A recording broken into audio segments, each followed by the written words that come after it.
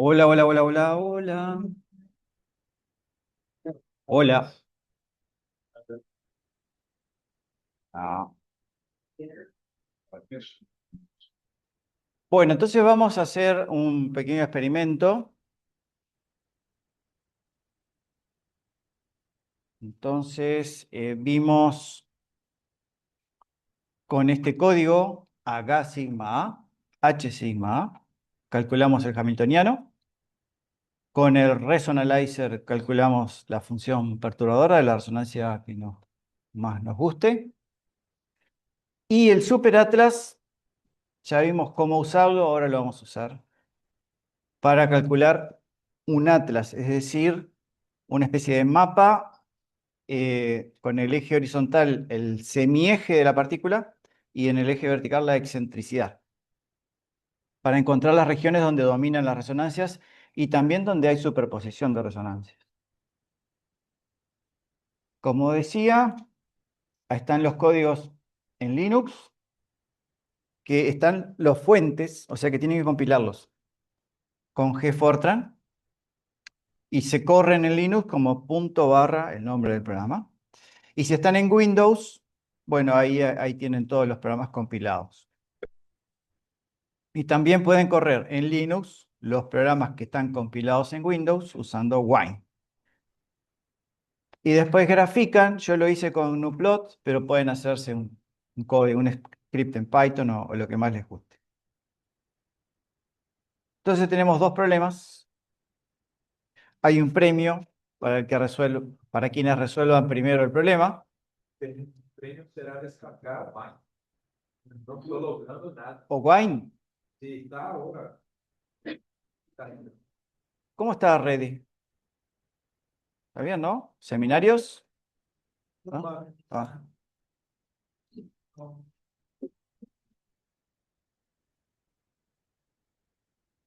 El problema es el siguiente. Uno generalmente hace una integración numérica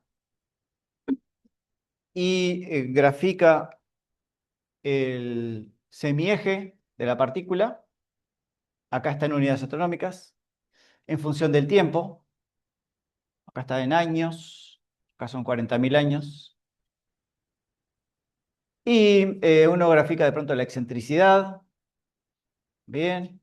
Acá apareció también la inclinación. Y uno empieza a graficar cosas y empieza y ¿qué es esto, no? Uno se puede preguntar si esto está o no en resonancia, este objeto. Es un centauro. Un centauro es un objeto que está transicionando entre la región transneptuniana y la región interna del sistema solar. Y vean dos cosas. Por un lado, que hay una oscilación muy rápida. Esas son las famosas o términos de corto periodo que habíamos eliminado. Se eliminan tanto en un método analítico como en un método semianalítico, al hacer el promedio aquel. Estas variaciones rápidas de muy pocos años se eliminan porque la idea es que se compensa, ¿no? Sube, pero también baja. Entonces, en realidad lo que queda es un promedio. Las teorías nos dan la evolución del valor promedio. ¿Está bien? Entonces, si uno hace el promedio de esto en una ventana corta de capaz que 100 años o 50 años, uno tendría una evolución suave del semieje, que es lo que me dice el resultado que me da las teorías. Lo mismo para la excentricidad. La inclinación parece que siguió derecha, bueno, no sé. Estamos viendo una propiedad que vimos que era común en las resonancias y es que cuando oscila el semieje también oscila la excentricidad. Había una correlación. Y con el mismo periodo, además. El semieje está oscilando en torno a un valor constante. O sea, todo sugiere de que esto está en resonancia. Es una partícula, un objeto de masa despreciable que está en resonancia. La pregunta es, ¿qué resonancia es y con qué planeta? ¿Qué les parece a ustedes que puede ser esa resonancia? Nicolás se ríe como si, "Ah". ¿Qué resonancia podría ser? ¿O qué harían ustedes para poder determinar la resonancia? Alguien puede pensar, calculo el ángulo crítico. Sí, pero ¿el ángulo crítico de qué? Para calcular el ángulo crítico, primero hay que saber qué resonancia es. Bueno, podría calcular millones. Eso yo lo he hecho. Calcular 500 ángulos críticos y después ver cuál es el que está oscilando. Sí, es una posibilidad. Bueno, entonces, uno tendría que hacer un atlas. Hacemos un atlas. No precisa ser un atlas desde cero de excentricidad hasta uno, sino que simplemente queremos saber la importancia de cada resonancia en, en un rango de excentricidad ahí, 0,3, poquito más, poquito menos. No, no preciso saber más que eso. Y en semieje, bueno, puedo calcular, no sé, entre 19,5 y 20, qué sé yo. Ahí, o un poco más, poco menos. ¿No? Y voy a necesitar los demás elementos. Lo importante es la inclinación, que le puedo poner cualquier valor, 15 grados, porque es para dar la fuerza a la resonancia y la relevancia de la resonancia, alcanza con un valor aproximado. Y los demás elementos en realidad no son tan importantes, pero bueno, acá están. El argumento es 231 y el nodo 193. Eso, recuerden que la longitud del pericentro es la suma de los dos. Da un ángulo superior a 360, le restan 360 y queda 64. Bueno, entonces precisamos hacer un atlas. Entonces, vayan al superatlas. Lo primero que tienen que hacer es editar el archivo de entrada, .in, que es este que está acá. Si lo van a compilar en Linux, lo compilan en Linux con GFortran. Y si van a usar el de Windows y no tienen Windows, usen el Wine. ¿Está bien? ¿Pudiste solucionar?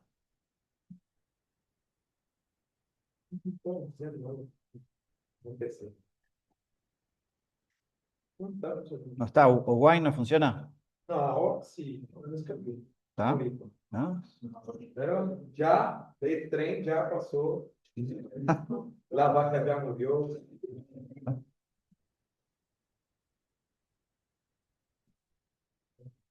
Me está llamando Oscar Méndez, me parece que es un tema de la conferencia de Rory. Le digo que no. Pues ya sé. Sí.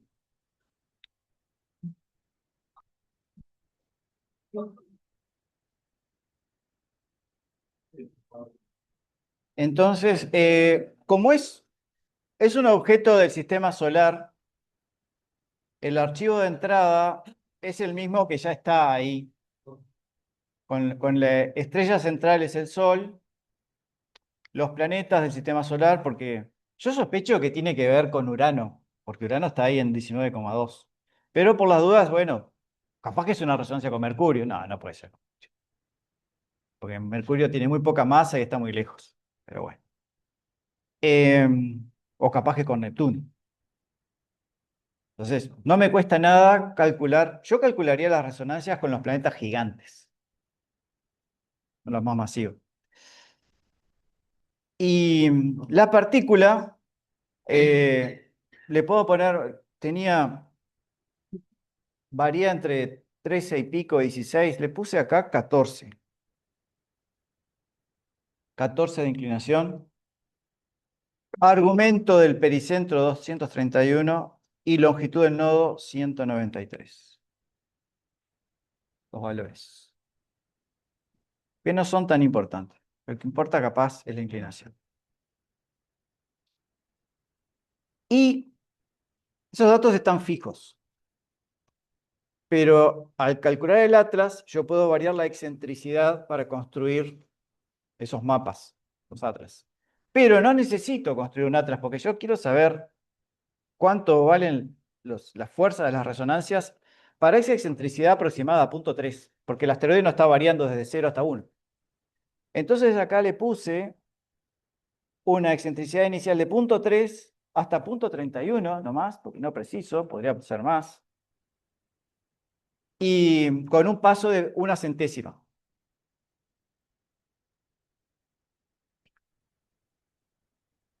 Y después le dejo ese factor 3, que significa de que si en algún momento la partícula se aproxima a menos de 3 radios de Hill, no considero el cálculo porque eso me va a dar un resultado inestable. Bueno, entonces vamos a correr el SuperAtlas. ¿Está bien?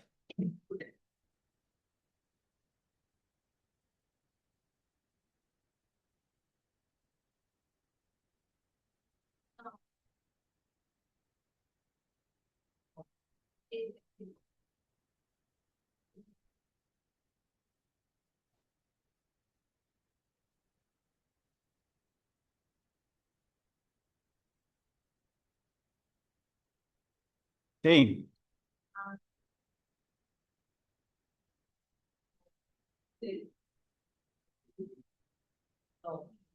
El SuperAtlas tenemos que usar. Sí. Para nós, novamente about the orbital elements. Sí, você tem que colocar os elementos orbitais do asteroide. First time is para satélite e depois pergunta tú. Me dijeron que una vez que lo pones, después te vuelve a... No, yo tengo que entrar. Y Te vuelve a preguntar los eso es elementos. para cuando, si quieres calcular la función perturbadora para otros valores. Porque depende de la excentricidad de la inclinación. Si quieres calcular la función perturbadora para otro valor, Sí. ¿no? Y esos resultados se van guardando a continuación en resonance.dat. Van a estar todos los resultados. Sí, no mismo archivo. Bueno, ¿alguien ya encontró la resonancia? ¿Cómo? ¿Encontraste algo? Te ganaste el premio.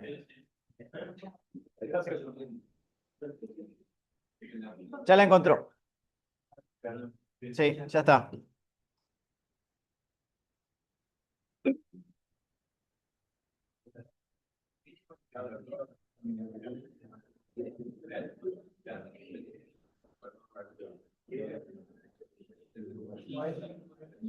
Cuando corremos el SuperAtlas,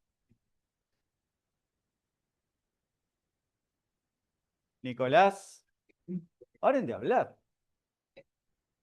Cuando corremos el SuperAtlas, nos pregunta, bueno, ¿hasta qué resonancia vamos a ir? Porque tampoco nos podemos enloquecer y a la resonancia 2000, 2007, no. Entonces, el programa dice, no, no más de 50, por favor. Y yo diría que esta resonancia debe andar a lo sumo por 10. Entonces pongamos, yo qué sé, 10. El otro número, sí, no más de 10. Y el orden, bueno, también 10 o menos, yo qué sé, 5. Bien. Ahora, lo que pregunta es, todos los demás datos están en el archivo de entrada, pero ahora le vamos a decir el rango de semiejes. Estaba en 19 y pico, así que pongamos desde 19 a 20. Bueno, ¿y qué planetas vamos a considerar? Yo diría que desde Júpiter en adelante, o sea, desde el 5 al 8. Le ponemos 5,8. ¿Dónde empieza y dónde termina? Ahí encontró 2. Y ahí calculando una y él calcula la otra. Y bueno, acá se ven los resultados, pero lo podemos ver en el archivo de salida, que es este que está acá.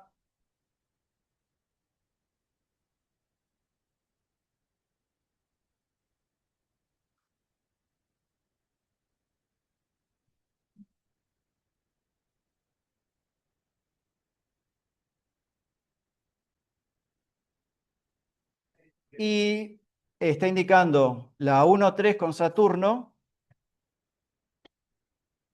y la 1,1 con Urano, ¿no? Que uno sospechaba que podía ser Urano, o sea, orbital de Urano, pero Urano en realidad está en 19,2 y este objeto estaba un poco más lejos. No, pero como le pedimos entre 19 y 20, me dio este.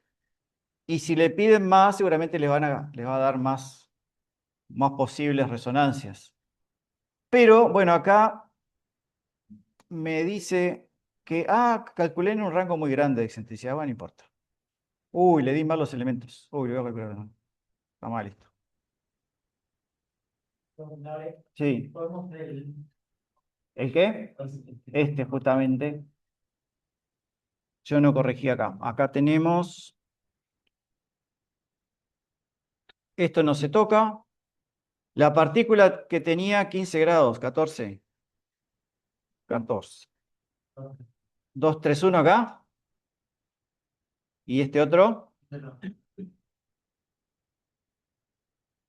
23. Le ponemos desde punto 3 hasta punto 31, cosa de que lo haga rápido y el resto está. Ahora sí, ¿está bien?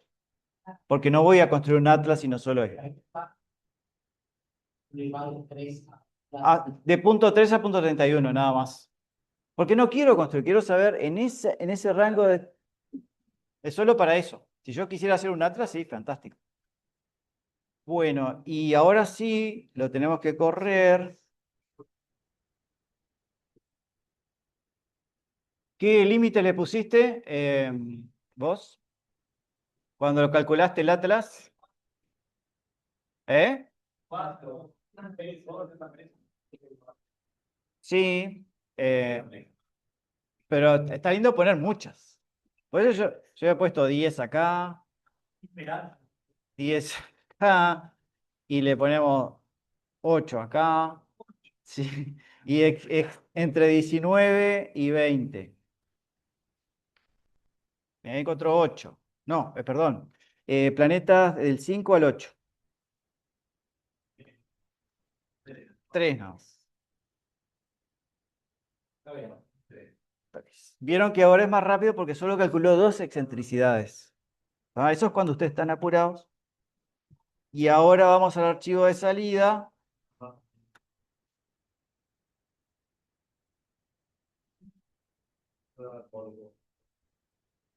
Y vemos que hay una resonancia con Júpiter, la 1,7. El semieje no anda muy bien. La 1,3 con Saturno y la 1,1 con Urano. Pero la que pega más es esta, porque el semieje del objeto era más o menos por ahí. Bueno, pero lo importante es acá. Primero, el ancho de la resonancia es grande, es 0,4 unidades astronómicas, está en unidades astronómicas. La de Urano también. Entonces, por el ancho no está muy claro, pero por la posición yo diría que es la 1,3 con Saturno. La de Júpiter es mucho más débil. Son centésimas de unidades astronómicas. Más fina. Pero lo importante es el período de resonancia. El período de la resonancia con Saturno es del orden de 3.000 años, ¿no? Hay 2 puntos de equilibrio en realidad. Próximos a 3.000 años los periodos. En cambio, en la resonancia con Urano es más tipo 4.000 años, un poco más. Y con Júpiter es mucho más, 9.000 años. Bueno, entonces podemos ir a la integración numérica que teníamos.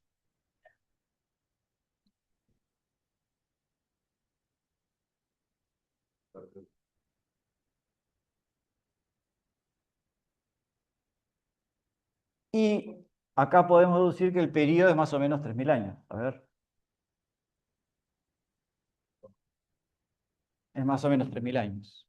O sea que el periodo que vemos aquí coincide con la resonancia 1,3 con Saturno. Y habría que calcular el ángulo crítico. Digo, ahora podría estar en duda si es con Urano, porque está al lado de Urano esta partícula. Y de hecho algunos autores la confundieron y pensaron que estaba en una resonancia con Urano.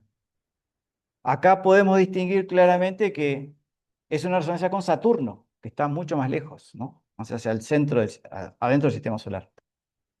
El período es muy razonable, entonces bate muy bien con lo que dice el modelo. Poco menos de 5.000, de acuerdo a este dibujo, 3.000 años.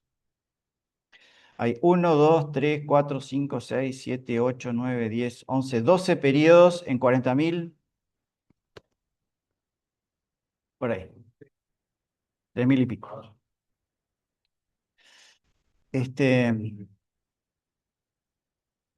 Y entonces, bueno, muy bien. Si es la resonancia 1,3 con Saturno, voy a calcular el ángulo crítico.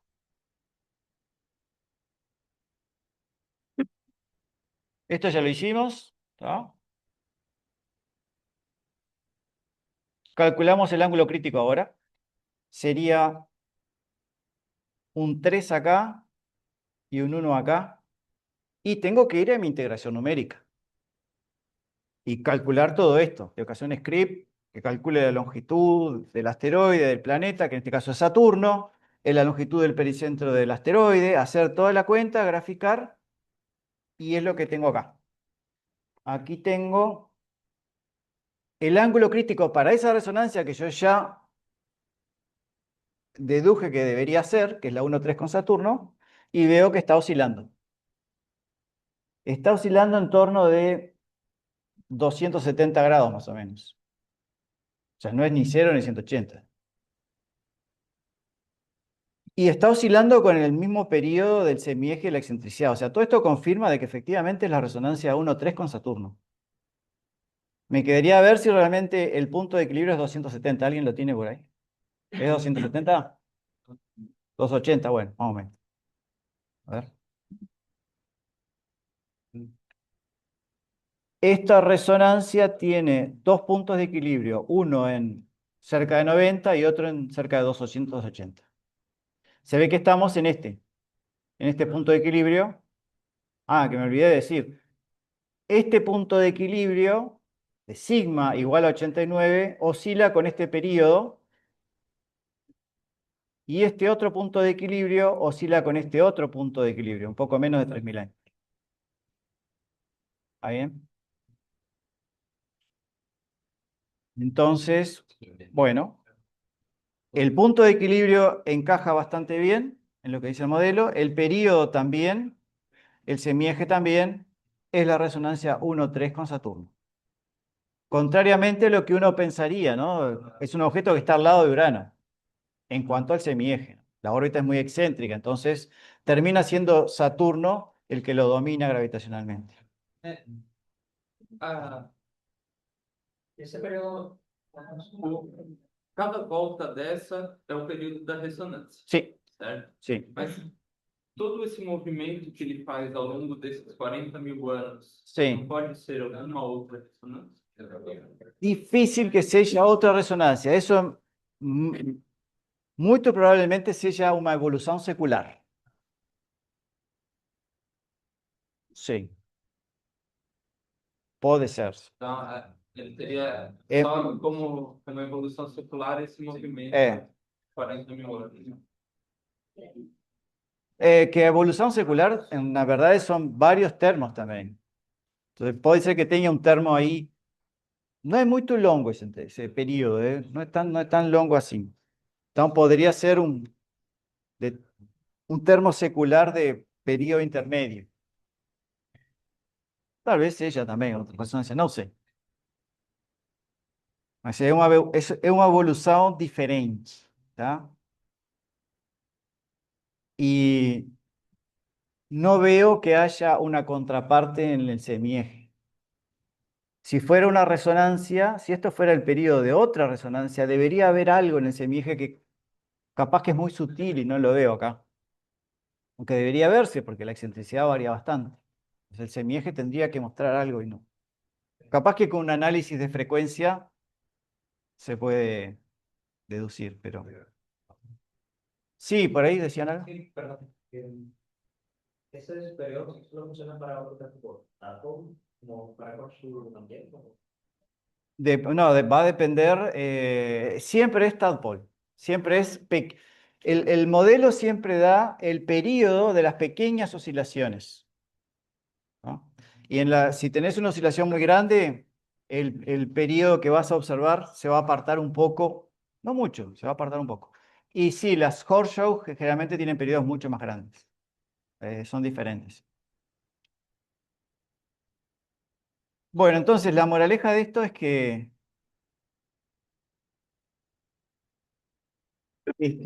encontramos un objeto en resonancia eh, que está muy cerca de Urano, sin embargo, está en resonancia con Saturno. Bueno, yo les había mostrado en la clase pasada que hay muchos cometas que están muy cerca de Neptuno, por ejemplo, o de Urano, y sin embargo están en resonancia con Júpiter. Así que no hay que extrañarse de esto. Estas cosas pasan cuando las excentricidades son grandes. Esto no se veía en las teorías primitivas, porque en las primeras teorías eran válidas solo para excentricidades bajas, entonces esto no se veía. Se empezó a descubrir numéricamente y bueno, a partir de ahí empezamos a descubrir el universo de las resonancias excéntricas. Podemos calcular el hamiltoniano para esa resonancia, la 1,3 con Saturno, les va a dar algo parecido a esto, y podemos graficar el ángulo crítico y el semieje, que yo lo hice acá. El ángulo crítico tiene una evolución muy suave, pero el semieje tiene un ruido que genera un scattering muy importante en los puntos acá. Entonces, en realidad el objeto debería estar siendo un círculo, pero como tiene un scattering muy grande en semieje, genera esta mancha. Pero lo que podemos ver es que queda limitado a alguna curva de nivel en este punto de equilibrio.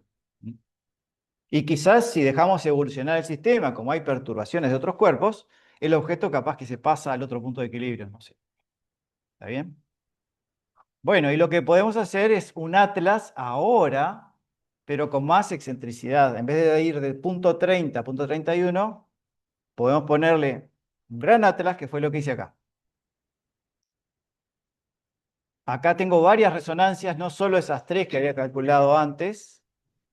Y tenemos resonancias en verde con Urano, en azul con Neptuno, en negro con Júpiter, que hay una por acá. Se ve que se superponen muchas, y en rojo con Saturno. Y en los puntos negros son los puntos obtenidos de la integración numérica. Y lo que pueden ver es que el objeto respeta muy bien el modelo, está obligado a respetar el modelo, se mueve hacia la derecha, hacia la izquierda, pero no se anima a escaparse del borde de la resonancia. Acá se escapa un poquito, pero no sé si es porque está saludando a una resonancia con Neptuno, no sé. Uno puede también intuir de que esta resonancia tiene alguna perturbación de esta resonancia con Neptuno, que está atravesando la resonancia 1,3 con Saturno. Entonces, capaz que un estudio fino indicaría de que ahí hay una inestabilidad probablemente. Pero en principio lo que lo vimos es que en ese lapso de 40.000 años, el objeto está agarrado a la resonancia y obligado a quedarse ahí, ¿no? Bueno, ese es un Centauro, es el 2005 TH173.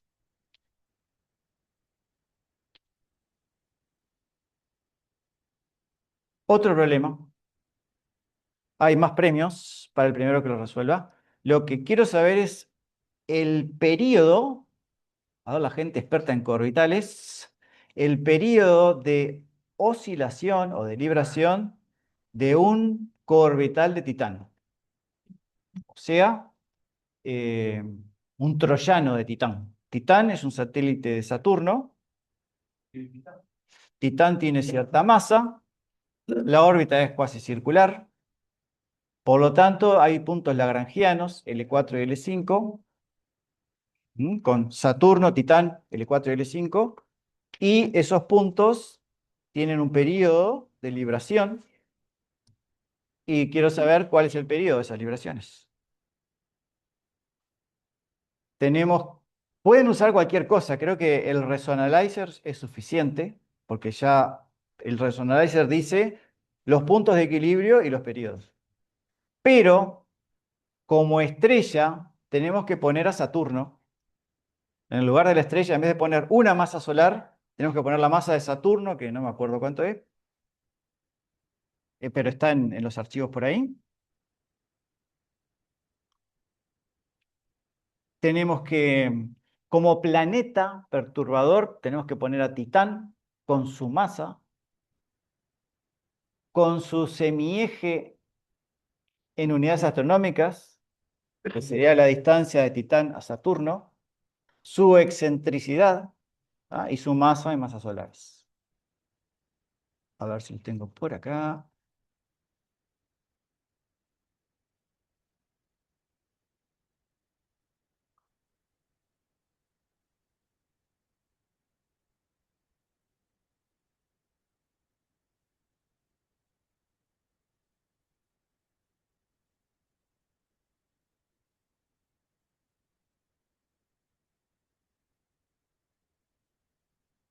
Aquí puse la masa de Saturno como objeto central, 2,85 por 10⁻⁴ en masas solares. Pongo como planeta a Titán. El semieje, que es la distancia de Saturno a Titán, en unidades astronómicas es muy chiquito, es 0,00814 unidades astronómicas. La excentricidad de Titán es baja, 0,03.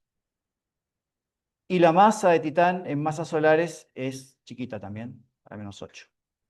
Esto es lo que necesitamos para correr el Resonalizer.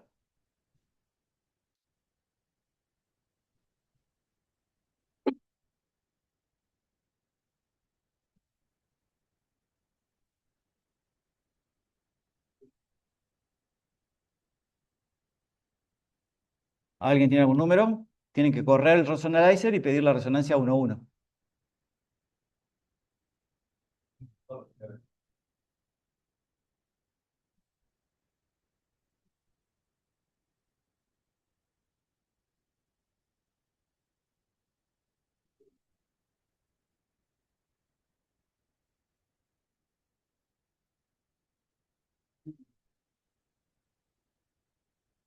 A ver, a ver, a ver, a ver. Creo que sí.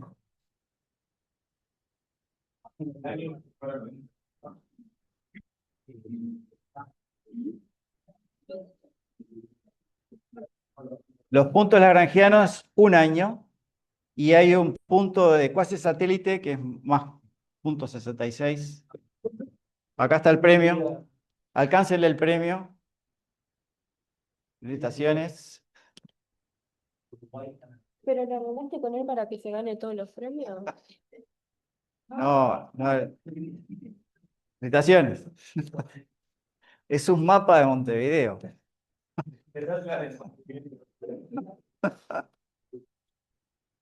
De cero, sigma cero sería un orbitando directamente la. Un cuasi satélite. Claro, Un claro. cuasi satélite. ¿No? Casi la ubicación del mismísimo. No, si hay una excentricidad, sí, si los dos fueran circulares, está arriba de Titán. Dale, ya, por eso mismo. Bueno, vamos a ver qué dice el R de sigma, el archivo ese que también se genera acá, el sigma dat, R sigma dat. Bueno, dice que es estable, ¿viste? Sigma 0, equilibrio estable. Después hay encuentros próximos por acá, pero son estables. Eso es porque en realidad Titán tiene tan poca masa que puede llegar a tener un objeto muy próximo a Titán. Podemos hacer la gráfica. ¿No te dice el de registro? Sí, como no.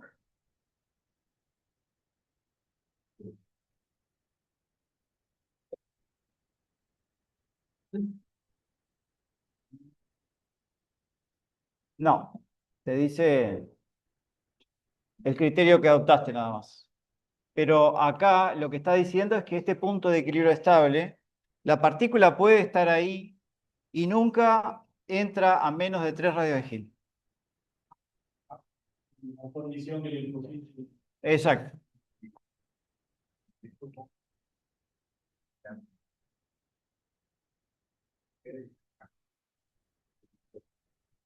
Voy a ver si puedo graficarlo.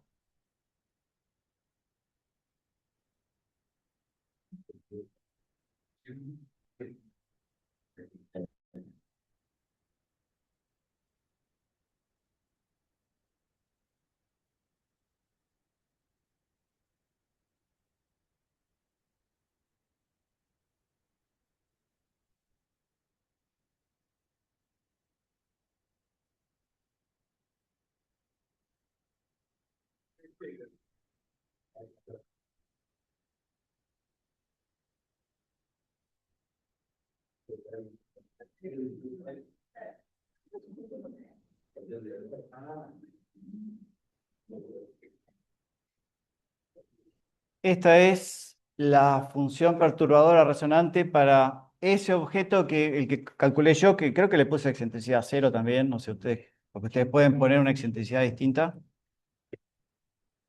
Está este sería L4, L5 y también el modo cuasi satélite. Estos son los que tienen periodo de cerca de un año terrestre, y este es un periodo más corto. Es que capaz que tenés no sé qué excentricidad le puse yo. Y yo no sé qué le puse a Hamilton. A ver. Es que mirá, yo le puse punto 3. No sé por qué. Me pintó. Pero acá debo tener punto 1. Nada con ganas, ¿eh? Eh, Acá. Este que tiene 0,0000 da un año, no cambia mucho, ¿no?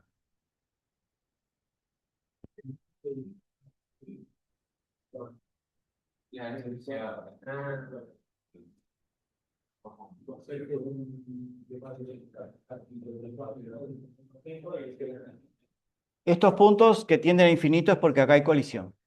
O sea, aquí, si el ángulo crítico del asteroide en algún momento llega a estos valores, se va a ir de la resonancia. Y eso se indica acá en estos puntos. Cuando van al archivo R de sigma, .dat, da el ángulo crítico, el valor de la función perturbadora, si hay un punto de equilibrio, si es estable o no, y el valor del período. ¿No?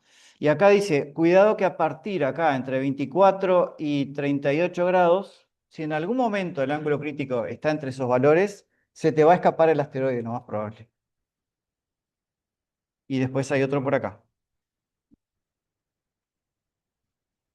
Professor, qual seria a diferença entre os pontos instáveis ali desse gráfico, entre esse central e os dois, esses dois picos centrais? Voy. Porque esse ponto central ele é instável, mas ele ainda fica confinado, né? Durante o sistema. Bueno, este punto de equilibrio tiene un periodo más corto. El asteroide va a quedar grudado a resonancia con más fuerza, pero no puede apartarse mucho del punto de equilibrio porque va a tener encuentros con el planeta. Es el caso del cuasi satélite típico. Está oscilando con un periodo muy corto, pero no puede hacer un movimiento muy grande por las condiciones de colisión que hay acá. Los otros son periodos de oscilación más lentos, pero están más protegidos de los encuentros con el planeta. Entonces, sí, este punto es más fuerte, pero a la larga puede ser más problemático. Estos son más débiles, pero están más alejados de encuentros con el planeta. ¿Ah? Por eso estos periodos son de un año y este es de menos de medio año. Cuanto menor el periodo, más fuerte es la resonancia. Pero cuidado, que ese periodo es porque estás muy cerca del planeta. Y si te acercás demasiado, te vas a encontrar con el planeta. Porque aí então nesse gráfico, então aqui a gente só junta por questão do gráfico em si, certo? Porque aqui ele tende ao infinito, Sim. que é onde encontra com o planeta. Então, por exemplo, se tiver alguma partícula com uma energia aqui assim no meio, ela vai encontrar com o Sí, planeta. este de aquí es inestable. Uhum. Entonces va a salir de la resonancia. Y va a empezar a circular. Y al circular puede tener un encuentro acá. O acá. La herradura es cuando el objeto hace esto. Passa pelo L3. Y pasa por L3 también. Este es L3, L4, L3, L1. Eso es una herradura. Un troyano es acá o aquí. Y esto es una herradura. Y este es un cuasi satélite. ¿Está bien? ¿Hasta qué hora vamos, Nicolás? ¿Y media? Muy bien. Bueno, entonces.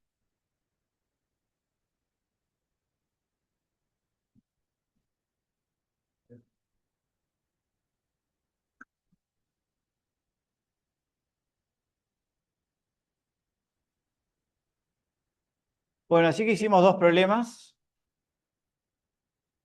típicos y ya tienen algunas herramientas de cómo defenderse. Lo que quería pasar ahora, solo para terminar, es el caso, la tercera parte,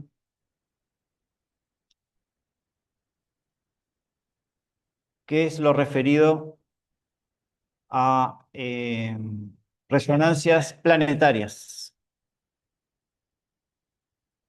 En las resonancias planetarias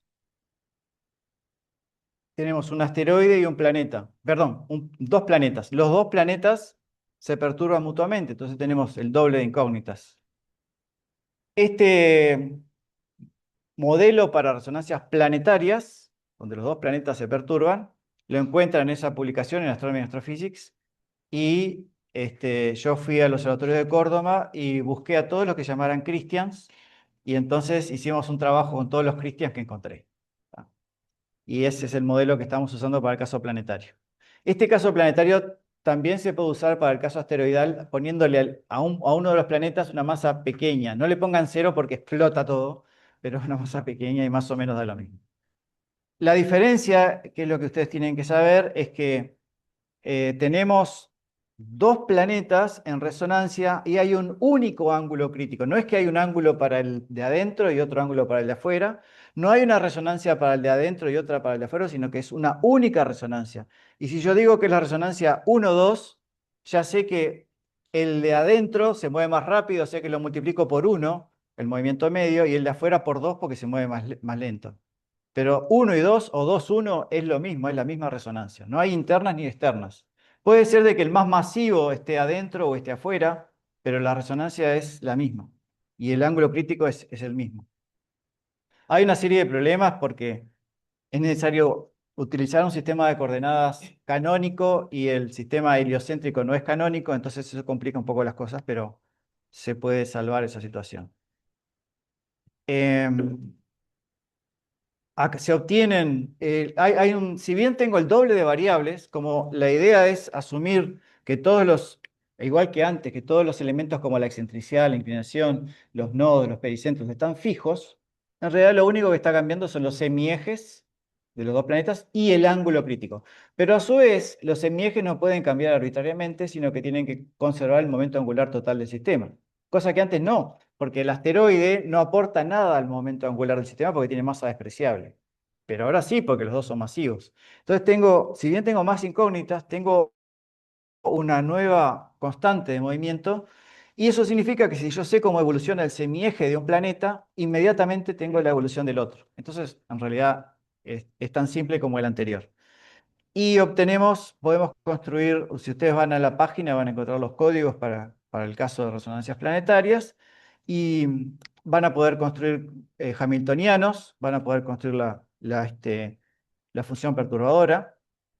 Acá tenemos, por ejemplo, un hamiltoniano de acuerdo al modelo. ¿Ah? Son dos planetas gigantes con masa menor a la de Júpiter, pero son dos gigantes, con órbitas inclinadas y con cierta excentricidad.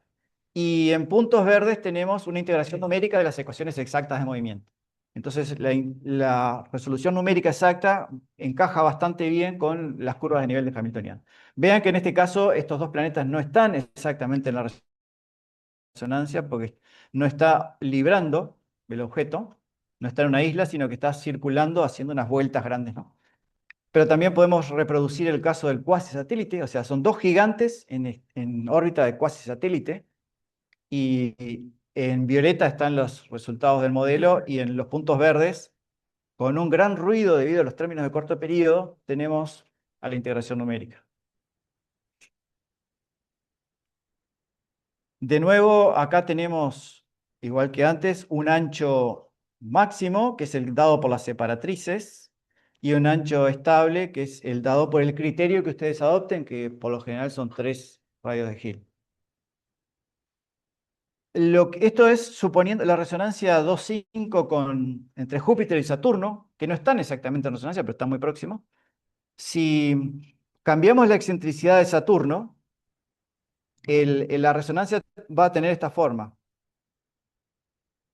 Empieza siendo... y ponemos un Júpiter excéntrico para jugar un poco, muy excéntrico de 0,3.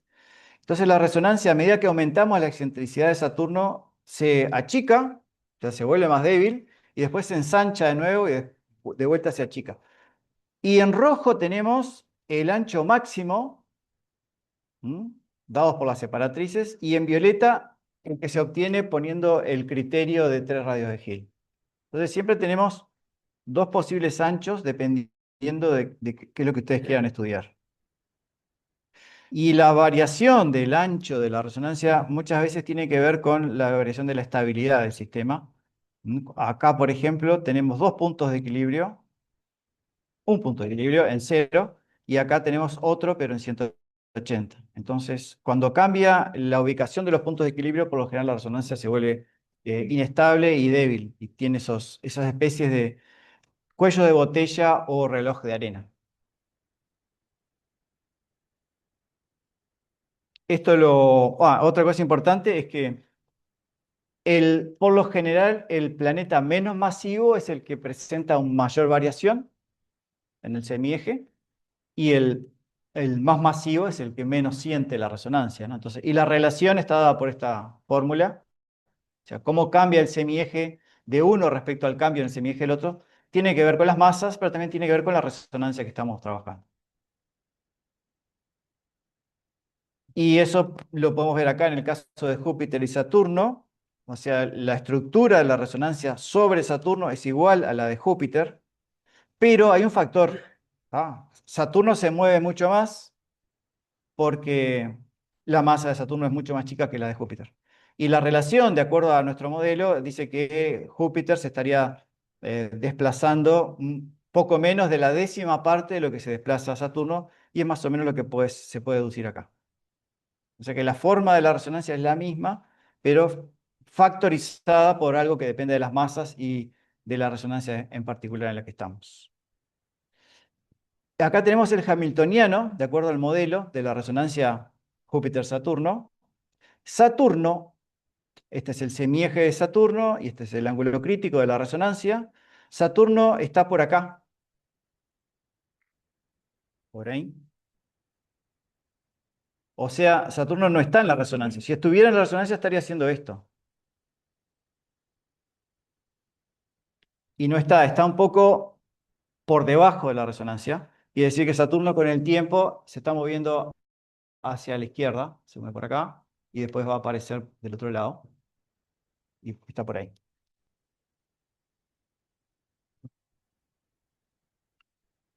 Y acá tenemos un mapa dinámico de la zona, no calculando variaciones en semiejes, sino calculando el caos directamente de Michenko y Ferraz-Melo.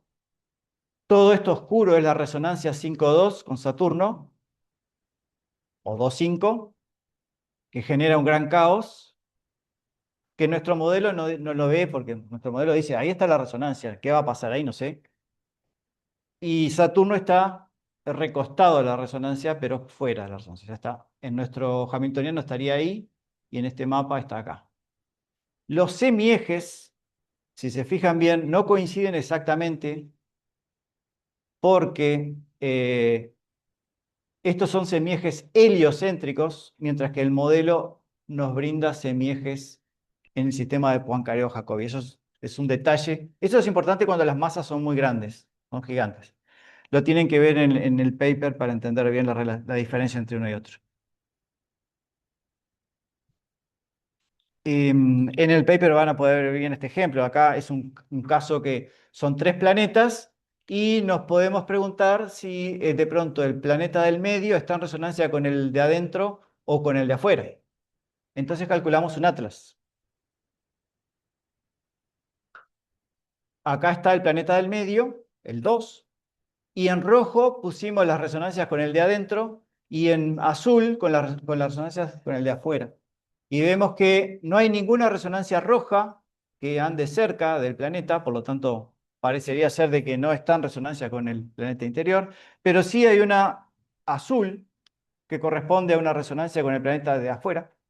Así que podemos hacer un atlas alrededor del planeta de afuera y comprobamos que hay una resonancia por ahí, en la 16,3. O sea que el 2 y el 3 están en resonancia. Lo tenemos que chequear primero con estabilidad. Es un mapa de caos que indica que el planeta tercero, el último, está dentro de una resonancia que provee estabilidad dentro de una región más caótica. Y de acuerdo al modelo, la libración debería ser de 22 años y de acuerdo a una integración numérica da 19, o sea que anda ahí. O sea que es bastante razonable pensar de que ese sistema está en esa resonancia 16,3. Son excentricidades altas.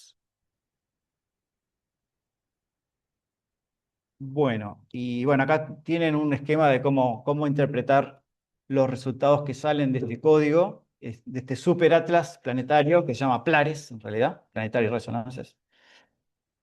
Y en definitiva, bueno, todo esto es para poder identificar resonancias, que es lo que hicimos recién con el Centauro. Uno encuentra que el semieje del objeto de pronto queda clavado y el objetivo es encontrar qué resonancia es. Para eso, entonces, corremos el superatlas, por ejemplo, y vemos cuál es la resonancia más fuerte en esa zona. Tenemos que chequear de que el semieje esté librando en torno al valor nominal de la resonancia, en medio, que los periodos de libración coincidan con lo que dice el modelo. Si todo eso ocurre, entonces podemos tener la seguridad de que el objeto está en esa resonancia. Tenemos que, de acuerdo a si es una resonancia asteroidal o planetaria, el ángulo crítico es levemente distinto. Tenemos que calcular el ángulo crítico correcto, porque si no nos va a dar cualquier cosa. Y si quieren identificar en forma masiva muchas resonancias, hay métodos, y en particular Valerio Carruba editó este libro, que lo publicó el año pasado, que son métodos de Machine Learning para identificar en forma masiva resonancias. Bueno, entonces, el método semianalítico en el que se basaron estos códigos tiene una hipótesis fuerte y es que los elementos excentricidad, inclinación y los angulares como nodo y pericentro están fijos durante una libración, lo que nos permite simplificar muchísimo el problema y poder calcular todo lo que calculamos. Esto no es válido para cuando tenemos objetos con órbitas que varían muy rápidamente, en términos de pocos periodos orbitales. O sea, órbitas que están variando mucho, ya esto no funciona. Porque estamos asumiendo de que estos elementos se mantienen constantes, y en ese caso no se cumpliría. Las únicas variables relevantes en el modelo son el semieje y el ángulo crítico. El semieje se entiende perfectamente que sea relevante porque si no considero la evolución del semieje, no puedo tener la oscilación en torno a la resonancia, al punto medio de la resonancia, que es lo que me hace oscilar la órbita. Que oscile la excentricidad o la inclinación no me importa, lo que me importa es el movimiento medio del asteroide. Y el movimiento medio es el semieje, estado por el semieje. Entonces yo tengo que resolver muy bien la evolución temporal del semieje del asteroide. Eso es lo más importante. Y eso es lo que hace el modelo. Y por eso es que logra reproducir los objetos en resonancia, aún ignorando lo que pase con la excentricidad de la inclinación, que son cuestiones más bien cosméticas. No tiene ley de estructura, ya sabemos que tiene una falla ahí. Lo demás anda todo muy bien y es muy aplicable a gente inexperta como ustedes. Este, y permite estudiar en forma masiva muchas resonancias. Y como punto final, no voy a decir nada porque no hay más tiempo. Les aviso que también están las resonancias de tres cuerpos que queda para la próxima escuela de posgrado, el taller de ciencias planetarias. Así que terminamos por acá. ¿Y qué es lo que sigue ahora, Nicolás? Mario, viene Mario. ¿Alguna duda? Esto queda colgado y yo les voy a subir las diapos de los problemas que no estaban subidas. Y ya queda ahí está ahí en internet. Si tienen alguna pregunta, estoy acá en la vuelta. ¿Está bien? Así que nos vamos porque viene Mario. ¿Tienes su computadora?